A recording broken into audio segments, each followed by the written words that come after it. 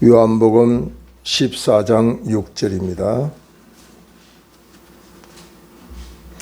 제가 봉독에 올립니다. 예수께서 이르시되 내가 곧 길이요 진리요 생명이니 나로 말미암지 않고는 아버지께로 올 자가 없느니라. 아멘. 어릴 때부터 같이 성장하고 대학도 법대에 들어가서 공부를 잘하는 친구가 있었습니다. 이들은 어려운 법대 공부를 마치고 길을 가다가 한 교회당 문 앞에 게시판에 붙여있는 글귀를 오래간만에 보게 됩니다. 그것은 로마서 6장 23절에 있는 죄의 삭은 사망이라고 하는 말씀을 보게 됩니다. 공부 때문에 오래전에 잃어버렸던 신앙생활을 한 친구가 깨닫고서 우리 이제 공부도 마쳤으니까 신앙생활을 제대로 해야 되지 않겠느냐고 한 친구에게 권했습니다. 이 친구는 그 소리를 듣고서 너무 오랫동안 공부하고 힘들었는데 좀 자유롭게 이제 살기를 원한다고 이야기하고, 그날로부터 두 친구는 길을 달리 했습니다. 한 친구는 잃어버렸던 신앙을 회복하기 위해서 믿음을 따라 살았고, 한 친구는 오랫동안 공부에 매있는 생활을 좀 자유롭게 생활하기를 원하는 마음으로 제 갈 길로 갔습니다. 30년 후에 두 친구의 운명이 이렇게 다를 수가 있겠어요? 한 친구는 무기수로 감옥에서 머물러 있는 가운데 한 신문 기사를 발견하게 됩니다. 그 신문 기사에 오늘 대통령 취임식을 하게 되는 미국의 22대 대통령 클리브랜드 대통령의 그 기사가 나온 것입니다. 그것은 30년 전에 두 친구가 교회 문 앞에서 죄의 삭은 사망인이라고 하는 글귀를 보고 결단하면서 신앙으로 갔던 친구가 대통령 취임식을 하는 가운데 한 친구는 죄인으로 무기수로 감옥에 갇혀서 이 사실을 목격하게 되는 겁니다. 우리 인생의 길은 선택이 너무 중요합니다. 신명기 30장 15절 16절에 보면은 우리 앞에 생명과 복과 또 하와 저주 사망을 우리 앞에 두었으니 너는 선택하라, 그렇게 말씀하고 있습니다. 길의 선택은 매우 중요하고 그 선택은 바로 자유지만 우리에게 책임이 있다는 사실을 생각할 때에 신중하게 선택해야 됩니다. 우리에게 하나님이 자유의지를 줬습니다. 자유의지를 줬다는 것은 내 정욕대로 내 마음대로 살아라고 준 게 아닙니다. 자유의지를 줬다는 것은 두 가지 선택의 기로에 항상 놓여져 있을 수 있습니다. 죄의 길로 갈 수도 있고 의의 길로 갈 수 있습니다. 생명의 길로 갈 수도 있고 사망의 길로 갈 수도 있습니다. 하나님의 뜻을 따라갈 수도 있고 하나님의 뜻을 역행할 수도 있습니다. 그것이 자유의지인 내 안에 주신 그 자유의지로 내가 결정할 부분이라는 사실입니다. 그러므로 그 결정권은 내가 있다 할지라도 그 결정에 대한 책임과 거기에 대한 몫은 내가 져야 된다는 생각을 우리가 할 때 날마다 기도하면서 성령의 감동을 받고 말씀 가운데 주의 기쁘신 뜻을 따라 살아가는 복된 자유의지를 선용하는 지혜자가 되어야 될 줄로 믿습니다. 잠언 14장 12절에 보면 어떤 길은 사람이 보기에 바르나 필경은 사망의 길이니라. 사람이 보기에는 바른 길 같은데 그 길은 사망을 낳을 수도 있다는 거죠. 그래서 사람이 육력 중심으로 선택하는 길이 너무나도 위험할 수가 있기 때문에 우리에게 주어진 이 자유의지를 잘 선용하는 하나님의 지혜가 우리에게 있어야 될 줄로 믿습니다. 우리가 이 자유의지를 사용할 때에 남들이 많이 가니까 저 길은 바를 거야 하고 따라가는 수도 있습니다. 또 너무 쉬운 길이기 때문에, 너무 편하기 때문에, 너무 익숙한 길이기 때문에 이 길은 좋은 길이라고 선택할 수 있습니다. 근데 진리는 절대로 다수가 진리라고 극단적으로 말할 수는 없습니다. 그래서 민주주의의 위험성이 어디 있느냐 하면요, 다수에 의해 결정하거든요. 손들어라 해가지고 그 숫자가 많으면 그 길로 따라가잖아요. 근데 그것은 진리라고 말하기는 어렵다는 이야기입니다. 100명 중에 99명이 다 그 길을 택해도 단 한 사람이 그 길을 가지 않아도 99명의 절대 다수가 간다고 해서 그 길이 진리라고 말하기는 어렵다는 이야기죠. 한 명이라도 진리가 될 수가 있다는 사실입니다. 그것이 바로 우리 신앙생활할 때 많이 적용될 수 있습니다. 그래서 성경은 넓은 길을 가지 말고 좁은 길로 가라 그랬어요. 넓은 길은 찾는 사람 너무 쉽고 편하기 때문에 많은 사람들이 가는 길이지만, 좁은 길은 힘들고 고달프고 환영받지 못하고 어렵고 때로는 고통스러운 길이기 때문에 사람들이 찾지 않습니다. 그러나 주님을 따라가는 십자가의 길, 성도들이 가야 되는 그 길은 넓은 길이 아니라 좁은 길이라고 분명히 말씀을 하고 있는 걸 보면, 우리는 너무 편하다 쉽다고 또 많은 사람이 간다고 해서 그 길을 반드시 진리라고 착각하고 나아가서는 안 된다는 사실입니다. 우리가 길을 갈 때 보면 좀 늦게라도 깨닫는 경우가 있습니다. 이 길이 잘못됐구나. 그러면 깨닫는 그때 돌아서는 것도 늦지 않습니다. 깨달은데도 불구하고 어디까지 가보자 이렇게 생각하는 어리석은 자도 있습니다. 저도 그럴 때가 있었어요. 버스를 타고 분명히 내가 가는 길이 아니에요. 중간중간 갔더니 이거 아니라고 판단이 서요. 그런데도 가보자. 바른 길이 될 수도 있지. 이렇게 생각하고 가다가 총점까지 가는 경우도 있습니다. 잘못된 길이라면 그때 바로 돌아서는 것이 지혜입니다. 이사야 55장 6절 이하에 보면 악인은 그의 길을, 불의한 자는 그의 생각을 버리고 여호와께로 돌아라. 그리하면 긍휼히 여기시리라. 그렇게 말씀하고 있는 겁니다. 경상도 지방에서 많이 쓰는 방언 중에 좀 속은데 지랄한다 이런 말을 많이 씁니다. 지랄한다. 근데 이게 경상도에서 많이 쓴다고 해서 사실 다른 지방의 사람은 모르느냐? 그렇지 않습니다. 다른 지방의 사람들도 지랄한다 이러면 욕한다는 생각을 많이 하죠. 욕한다. 근데 사실 이거는 간질병에서 나온 말이더라고요. 간질병 환자 여러분 아세요? 제가 결혼하기 전에 경남 밀양에서 전도사로 한 교회를 심호한 적이 있습니다. 그때 제가 설교를 하고 있는데 밑에서 한 청년이 떼굴떼굴 구부는 거예요. 막 입에 거품을 물고 예배드리는 시간에 설교를 하고 있는데, 그러니까 그런 걸 보지 아니하고 경험도 없는 새파란 젊은 전도사가 얼마나 당황스럽게 설교하는 중에 막 그냥 나뒹굴어지고 막 그렇게 넘어지고 있으니까. 그래서 설교하다가 내려와 가지고 그 청년을 제가 붙잡았어요. 붙잡으니까 그 청년이 언제 내가 거품을 물고 이렇게 뒹굴었냐 할 정도로 멀쩡하게 일어나는 거 있죠. 그래서 제가 그때는 이 간질병이 뭔지를 잘 몰라가지고 내가 능력이 대단한 줄 알았어요. 그러니까 교인들이 볼 때도 전도사님 설교하다가 간질병을 가지고 저렇게 정말 어려운 청년을 손을 잡으니까 일나더라. 얼마나 소문이 막 대단하게 나겠어요. 그죠?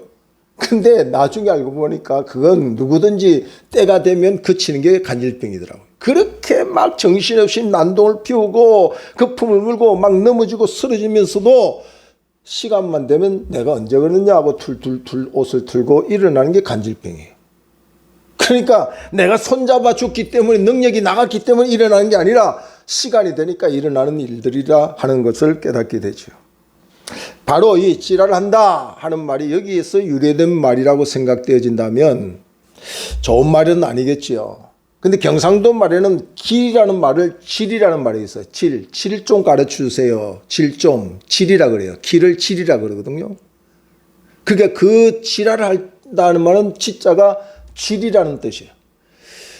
그 다음에 라를 갖다가 경상도에는 이 알레라 아래를 갖다가 아래라고 그렇게 표현할 그 이야기하거든요. 그러니까 이 지랄은 무엇을 이야기하느냐면 길 아래라는 뜻입니다. 그러니까 길을 벗어나서 잘못된 길로 갈 때 그것을 지랄한다, 그렇게 표현한다 이 말이죠. 그러니까 정상적인 길이 아니라는 것을 말하는 것이죠. 함부로 행동하고 절제 없이 방하고 방종하는 이들을 향하여서 사람들은 지랄한다, 그렇게 표현할 수도 있다는 거죠. 그런데 이걸 성경적으로 우리가 죄를 의미한다고도 볼 수 있습니다. 죄라고 하는 것은 히브리 원어에 보면은 관역을 향하여 화살이 벗어났다 하는 것을 죄라고 그러거든요. 그러니까 관역을 향하여 화살이 정확하게 가야 그것이 바른 간 것인데 그 화살이 관역을 향하지 않고 다른 곳으로 간다 이 말이죠. 방향이 엉뚱한 데로 간다는 거죠. 그것을 죄라고 하는 말이라는 거죠. 쉽게 말하면 죄가 바로 방향을 잃어버리고 목적지를 벗어나는 그 경우를 바로 죄라고 그러고, 이것을 우리가 쓰는 그 지랄이라고 하는 말과도 선다는 거죠. 근데 현대인은 이렇게 참 학력적으로 고학력이고 또 어느 때보다도 풍요를 가지고 있는 부자들도 많고, 이럼에도 불구하고 오늘 현대가 비극적인 부분이 뭐냐면 이 지랄에 해당되는 정치인이 많다는 거죠. 지랄하는 정치인, 지랄하는 경제인, 지랄하는 심지어는 교인까지도 있기 때문에 이것이 바로 안타까운 일이라고 볼 수가 있다는 이야기입니다. 사명을 벗어버리고도 하나님이 그 길에 복을 줄 착각하고 편하고 쉬운 길을 택했던 요나의 길, 이게 지랄을 하는 길이라는 거예요. 지랄하는 길. 부자로 살면 모든 것이 다 해결되는 줄 착각하고 부자로 의시됐던 부자 청년, 또 어리석은 부자, 이런 경우가 다 지랄한다 의미입니다. 길이 아닌 길을 간다 이 말이죠. 그러므로 길은 빠르기, 속도보다도 방향이 중요하다는 말을 우리가 많이 쓰는 거죠. 고린도전서 9장 26절에도 보면 그러므로 나는 다름질하기를 향방 없는 것 같이 아니하고 싸우기를 허공을 치는 것 같이 아니하며 그랬습니다. 항방 없는 것 같이 달리는데 빠르다고 해서 1등하는 게 아니죠. 방향을 향하여 목적지를 향하여 달려야 1등도 할 수 있는 것이지, 목적지와 전혀 다른 방향으로 빠르게 속도를 낸다고 해서 그것이 1등하고 상을 받는 길이 아니라는 사실입니다. 마찬가지로 인생의 삶 속에서 그 사람의 수준을 어떻게 평가하느냐, 물론 뭐 그 사람의 스펙을 가지고 배경을 가지고 그 사람의 인물을 가지고 그 사람을 평가하는 경우도 있지만, 실질적인 그 사람의 평가는 그 사람의 길을 어떻게 가고 있느냐, 저 사람은 길을 제대로 가고 있느냐, 그 사람의 길을 보고 그 사람의 수준을 점검할 수도 있다는 사실입니다. 기독교 장로교의 대표적인 목사님이 고 문익환 목사님이라고 있습니다.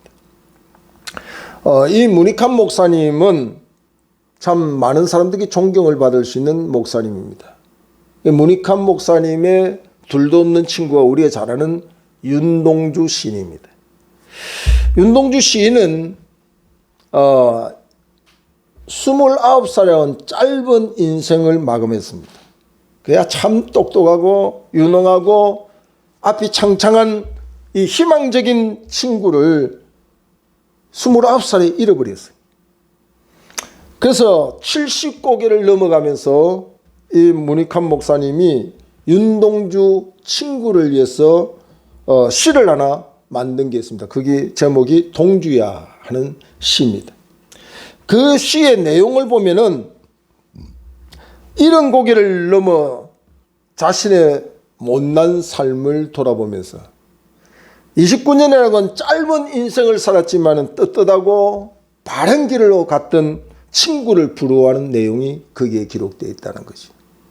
그러니까 이 인생의 참된 길로 가는 것은 길이보다도 내용이 더 중요하다는 거죠. 내용이. 어떤 삶을 살았느냐가 더 중요한 것이지 뭐 장수했느냐 그것이 중요한 게 아니라는 거죠. 쉽게 말하면 인생의 가장 최고로 살았던 무두셀라 969살까지 살았던 무두셀라의 삶의 내용은 성경에 없습니다. 그러나 33년의 짧은 생을 살았던 주님의 그 내용은 이 지구촌을 덮어도 남을 수 있는 그런 생명의 내용이 많이 있습니다. 그런 거 볼 때는 우리가 인생의 길이보다도 질이 더 중요하고 내용이 더 중요하다는 사실을 깨닫게 되는 거죠. 서울역을 가면 요즘 같은 이런 시대에도 노숙하는 노숙인들이 참 많습니다. 아침에 여행을 가는 사람이 부지런히 발길로 자기 목적지를 향해서 갈 때도 술판을 벌려놓고 노숙자는 술을 마시고 있습니다. 볼일을 보고 다시 서울역으로 돌아오는 그 시점에도 그 자리에 여전히 술을 마시고 노숙하고 있습니다. 자, 똑같은 시간에 어떤 사람은 자기 목표를 향하여 볼일을 보고 부지런히 내용 있는 삶을 살아 하루를 마감하고 저녁에 돌아오는 시간까지 노숙하는 사람은 아침에 벌려놓았던 술판을 저녁까지 한 발짝도 움직이지 않고 그 자리에서 술을 마시고 지내는 거죠. 똑같은 하루입니다. 똑같은 시간입니다. 그러나 무엇이 다릅니까? 내용이 다르다는 거죠. 그러므로 삶의 평가가 다른 곳에서 있는 게 아니라 그 사람의 삶의 내용이 어떤가 그것이 중요하다는 거죠. 제가 고2 때 주님을 영접하고 그때부터 세상 노래 대중가요를 몰라요. 그 이전에 뭐 흥얼거렸던 거나 기억하지 그 이후에는 대중가요와 딱 제가 이별을 해서 그런지 몰라요. 근데 이 길에 대하여 제가 그 설교를 준비하다가 보니까 대중가요가 내 입에서 흥얼거려요. 그게 그 당시에 제가 젊을 때 뭐 제가 들으려고 애쓰지 않아도 들리던 노래가 있는데 최병걸 씨의 노래가 있습니다. 그것이 어떤 노래냐면 발길을 돌리려고 바람 부는 대로 걸어가 뭐 이런 내용이 있는 노래가 있어요. 예? 바람 부는 대로 가려고 하는 인생의 정처 없이 가는 길을 말하는 거죠. 그리고 또 어떤 가사가 생각나면 오늘도 걷는다마는 정처 없는 이 발길 그런 가사도 있어요. 그 인생의 노래가 거의 다 보면 목적이 없어요. 대중가요를 부르는 그 가사를 제가 아는 것만도 이렇게 목적지 없이 방향도 없이 인생이 사는 것을 표현하는 가사가 많이 있습니다.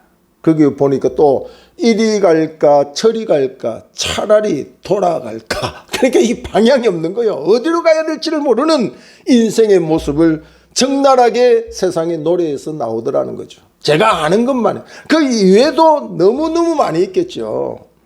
근데 제가 복음을 깨닫고 신앙 안에서 똑같은 생활을 하는 인생의 삶 속에서 복음을 깨닫고 믿음을 가지고 부르는 찬송이 있던데 어디 가야 좋을지 나를 인도하소서 그런 찬송이 있어요. 그러니까 인생은 어차피 자기 길을 잘 모를 수 있기 때문에 주님이 내 길을 지도해 주십시오 하고 주님께 맡기고 따라가는 인생의 길이 있더라는 거죠. 그것을 오늘 성경에 보면은 잠언 3장 5절 6절에 보면 너는 마음을 다하여 여호와를 신뢰하고 내 명철을 의지하지 말라. 너는 범사의 그를 인정하라. 그리하면 내 길을 지도하시리라. 여러분 우리가 공부를 잘해서 명문대학 가는 길도 중요하고요. 또 돈을 많이 버는 길도 중요합니다. 건강을 얻는 길도 중요합니다. 그러나 가장 중요한 길이 뭡니까? 오늘 성경에 6절에 있는 말씀입니다. 예수께서 이르시되 내가 그 길이요 진리요 생명이니 나로 말미암지 않고는 아버지께로 올 자가 없느니라 그랬어요. 세상에 돈을 잘 버는 길도 있고 권력을 얻는 길도 있고 세상에 많은 인기를 얻는 길도 있지만 가장 중요한 길은 무슨 길이냐고 하면 아버지께로 가는 길이라 그렇게 성경은 말하고 있습니다. 아버지께로 가는 길이 무슨 길입니까? 천국 가는 길을 말하죠. 생명의 길을 말하는 것이죠. 진리의 길이죠. 구원받는 길이죠. 수고하고 무거운 짐진 자들이 참으로 쉼을 얻는 길이죠. 눈물을 흘리고 탄식하던 자들이 그 눈물을 따끔을 받고 진정으로 주의 위로를 받는 길이기 때문에 일시적으로 얻는 그 세속적인 길과는 비교할 수 없는 복된 길이기 때문에 오늘 우리는 이 길을 가야 되고, 근데 이 길은 우리 힘만으로 되지 아니하다는 사실을 성경은 말씀하고 있습니다.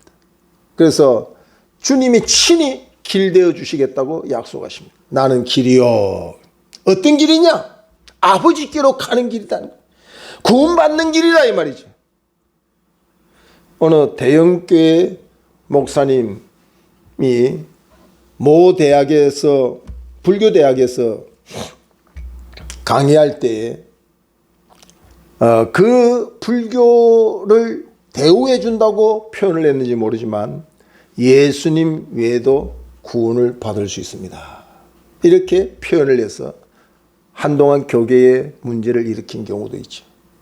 주 밖에도 구원이 있습니다. 그것은 대형교회 아니라 어떤 교회를 다니면서 해서는 안 될 표현이죠. 상대에게 예우를 갖추고 상대를 존중하는 표현과는 전혀 다른 진리의 문제이기 때문에 그건 표현하면 안 되는 거죠. 왜냐하면 성경이 그렇게 안 가르치고 있기 때문에. 다른 어떤 이름으로도 구원받을 이름을 준 이가 없다고 분명히 말씀하시고 구원받을 이름을 예수라고 분명히 성경에 말씀하고 있기 때문에 다른 것을 믿어도 구원받는다, 다른 것에도 구원이 있다는 말을 써서는 안 되는데 그 잘못된 거죠. 오늘 자기의 길도 제대로 모르는 사람들이 내가 길이라고 떠드는 이단 사이비들이 우리 주변에 얼마나 많습니까?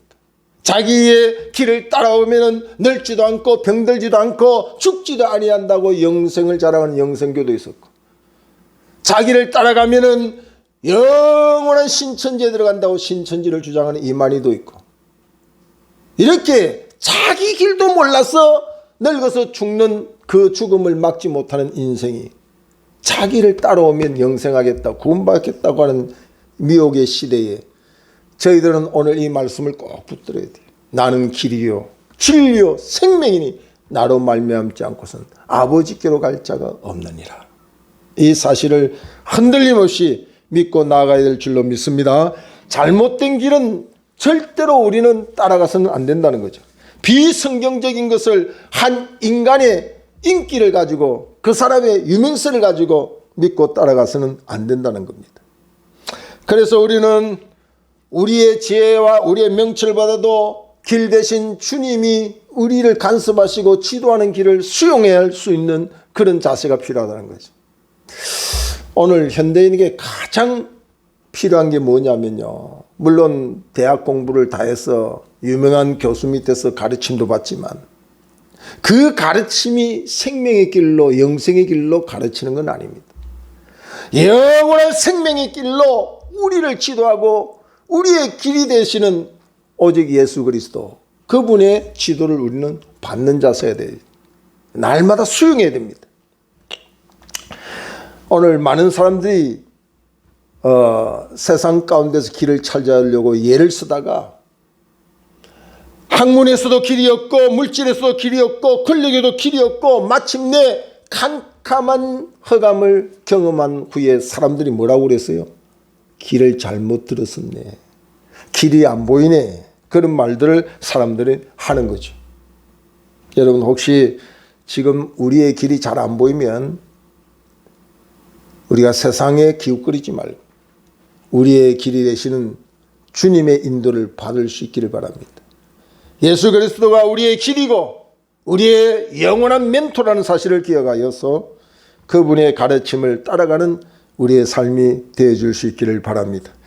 우리는 구원받은 사람으로서 이제 구원받은 것으로 끝이 아니라 주님은 우리에게 더 강조하는 것은 구원받았으니 거룩한 길을 가라. 구원받았으니 구원받은 자답게 살아가는 길을 제시하고 있습니다. 우리는 허물을 노래하고 인생에 탄식하며 살아가는 인생의 모습을 답습할 게 아니라 생명의 길을 깨달은 우리들은 생명의 길을 가는 사람답게 주의 인도를 받는 사람이 되어져야 될 줄로 믿습니다. 더 가치 있는 길을 따라가야 됩니다. 창세기 6장 6절 이하에 보면 땅 위에 사람 지음을 한탄하사, 주님이 사람을 지어놓고 두 가지 마음을 가지고 있었어요. 죄를 범하고 멸망당할 사람을 보면서 창조하시고 지음을 한탄하시기도 하고, 또 하나님께서 우리를 만드시고 난 뒤에 보시기에 심히 좋았더라고 하는 말씀도 하셨습니다.